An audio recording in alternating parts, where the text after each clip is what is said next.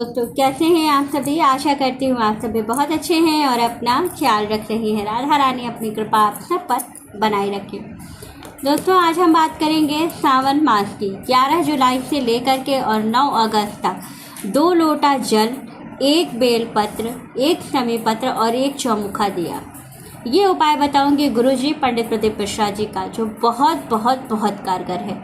और अगर आप कांवड़ यात्रा पर नहीं जा पाते हैं, जैसे कि जो लोग कांवड़ यात्रा करने जाते हैं तो कांवड़ में आपने हमेशा देखा होगा 2 कांवड़ लगे होते हैं जिसमें जल भरा होता है और वो शिव जी के मंदिर में जाके चढ़ाया जाता है। आपने कभी ये सोचा कि दो ही लोटे में जल क्यों भरा जाता है? तो आज हम इसके बारे में भी बात करेंगे।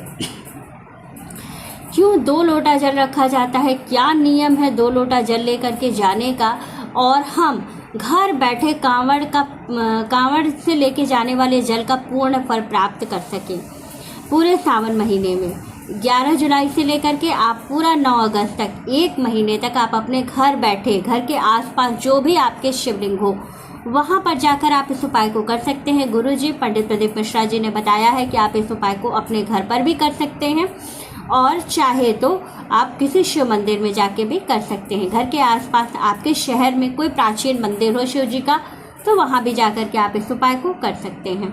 तो चलिए जान लेते हैं करना क्या है। तो वीडियो शुरू कर लेते हैं, लेकिन उससे पहले अगर अभी तक आपने मेरे चैनल को सब्सक्राइब नहीं किया है तो चैनल को सब्सक्राइब कर लीजिएगा। बेल आइकन को दबाना बिल्कुल ना भूलिएगा। जानकारी अच्छी लगे तो वीडियो को लाइक शेयर ज़रूर कीजिएगा।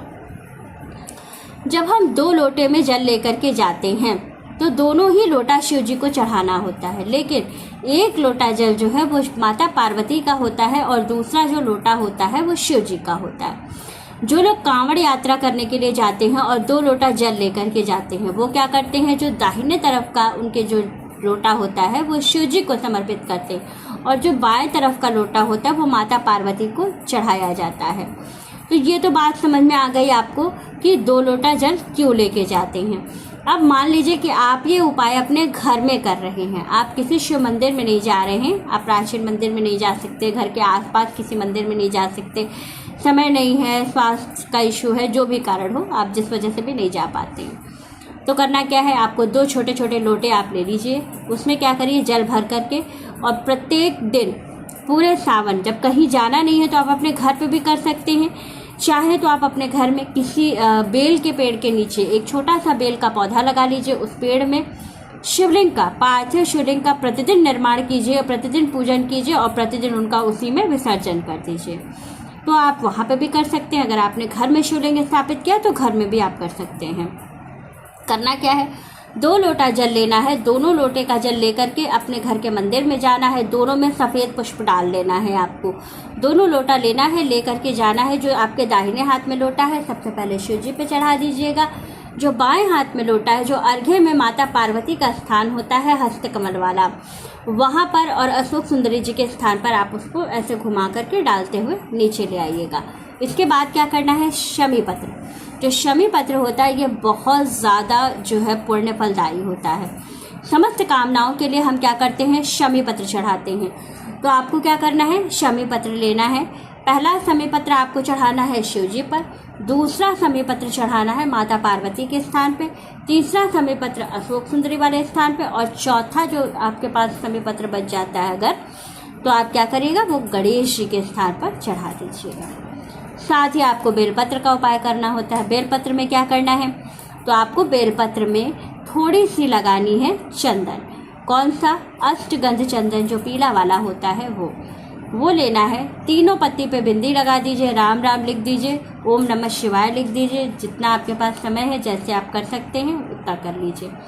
करके क्या करना है, सबसे पहले जो पत्ती आपके पास है वो शिव जी के ऊपर, दूसरी पत्ती माता पार्वती के स्थान पे, तीसरी पत्ती अशोक सुंदरी जी के स्थान पे, चौथी पत्ती जो है वो गणेश जी के स्थान पर। इतना करने के बाद अब आपको क्या करना है, चौमुखा दिया।